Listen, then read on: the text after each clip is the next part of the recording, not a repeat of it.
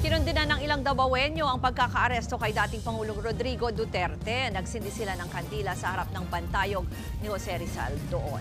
At live mula sa Davao, nasa frontline ng balitang yan si Bril Montalvo. Bril, ano ba ang sitwasyon dyan?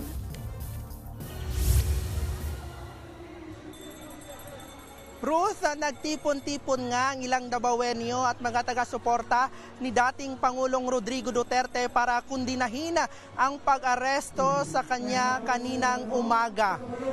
Kaninang umaga din, Ruth, ay nagsagawa ng isang candle lighting activity dito nga mismo sa harap ng bantayog ni Dr. Jose Rizal dito nga sa Rizal Park, San Pedro Square sa Davao City para kundinahin itong pag-aresto kay dating Pangulong Rodrigo Duterte. At sa ngayon, Ruth, dito ay unti-unti na din ang pagdagsa ng mga Davaoenyo para makisali sa isinagawang candle lighting activity dito sa lungsod. At pinangunahan ito ng mga city councilors at maging mga barangay captains dito nga sa lungsod. At present din dito si Davao City Vice Mayor Melchor Kitain Jr.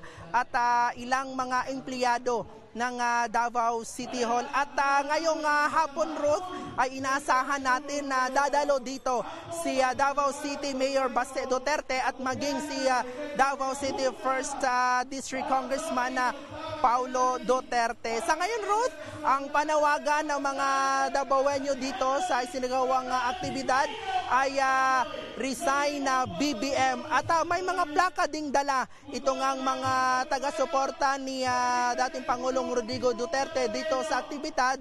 At may kataga itong We Stand for FPRRD. Ruth? Yan po ang Express Report ni Bril Montalvo. Mga kapatid, ako po si Ruth Cabal. Maging maalam at may pakialam sa mga may init at rumaratsyadang balita sa Frontline Express. Para maging updated sa balitaan, mag-subscribe lang sa social media pages ng News 5.